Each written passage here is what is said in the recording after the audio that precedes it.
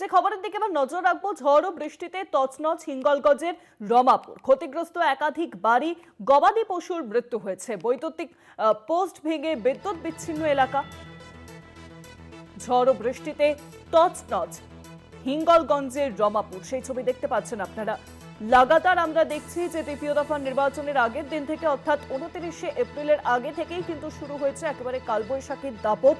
বিকেল হতেই ঝড় বৃষ্টি এবং তারপরেই ঝেঁপে বৃষ্টি। ফোন লাইনের সঙ্গে রয়েছেন প্রতিনিধি সঞ্জিত চক্রবর্তী। সঞ্জিত, ঠিক কি পরিস্থিতি এখন হিঙ্গলগঞ্জের রমাপুরে? দেখো, উত্তর চব্বিশ পরগনার সন্দেশখালীর পর এবার হিঙ্গলগঞ্জের সে সুন্দরবন প্রত্যন্ত অঞ্চলে যে গতকালকে রাত্রি যে 1 মিনিটের চন্নরে ঝড় লন্ডভন্ড হয়ে গেছে, অর্থাৎ সাহেবখালী গ্রাম পঞ্চায়েতের যে রমাপুর, সাহেবখালী সহ একাধিক গ্রাম, একদিকে যেমন বিদ্যুৎ বিচ্ছিন্ন হয়ে গেছে গোটা গ্রাম, অন্যদিকে যেসব প্রাচীন গাছ রাস্তার ধারে বাড়ির উপরে গাছ পড়েছে, এমনকি ঘরের চাল অর্থাৎ টিন অ্যাডভেস্টার উড়ে গেছে এবং বিধ্বস্ত হয়েছে, তস্ত হয়েছে হিঙ্গলগঞ্জের এই রমাপুর গ্রামে। ইতিমধ্যে কিন্তু বিদ্যুৎ বিচ্ছিন্ন হয়ে গেছে, সেখানে বিদ্যুৎ স্বাভাবিক রাখার জন্য বিদ্যুৎ কর্মীরা যেমন সেখানে কাজ করছে, অন্যদিকে গাছ সরানোর কাজ চলছে।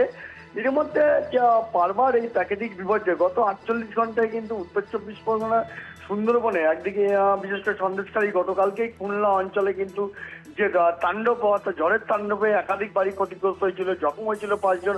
অন্যদিকে আজকে হিঙ্গলগঞ্জের যে চিত্র, তাতে যেভাবে বারবার এই টর্নেডো আসতে পড়ছে, প্রাকৃতিক বিপর্যয়ের মধ্যে পড়ছে, অর্থাৎ গ্রীষ্মের দাবদাহের মধ্যে, তা কিন্তু বলা বাহুল্য এবার প্রাকৃতিক যে রূপ সেটা দেখতে পাচ্ছে।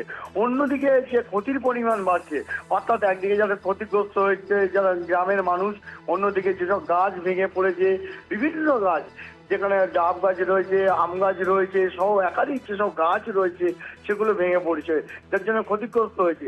এবং কি ঘরের চালের ওপরে কিন্তু গাছ ভেঙে পড়েছে। এই টর্নেডোর ঝড় বারবার এই আঘাত আনছে কেন? তাহলে কোনো একটা জায়গায় অশনি সংকেত সুন্দরবনের মধ্যে কিন্তু দেখা দিচ্ছে। সেই বারবার সেই মে, অর্থাৎ মেয়ের সেই মাস 25শে মে, এর আগেও তুমি দেখেছো আয়লার মতো বিপর্যয় হয়েছে, আমফান ইয়াস সেই মে মাসে। আবার সেই মে মাসেই কিন্তু একের পর এক তাণ্ডব অর্থাৎ টর্নেডো ঝড় শুরু হয়েছে। বিশেষ করে গতকালকে যেমন দেখা গিয়েছে, আবার আজকে অর্থাৎ 3রা মে সেই ছবি দেখা গেছে। তাহলে কি সেই মে মাসের কিন্তু পুনরাবৃত্তি হচ্ছে প্রতি বছরের মতো? এটাও কিন্তু সুন্দরবনের মানুষকে ভাবাচ্ছে। ইতিমধ্যে এই প্রাকৃতিক বিপর্যস্ত ক্ষতিগ্রস্তদের পাশে স্থানীয় প্রশাসন সব রকম সাহায্যের আশ্বাস দিয়েছেন এবং বিদ্যুৎ স্বাভাবিক করার চেষ্টা করছেন।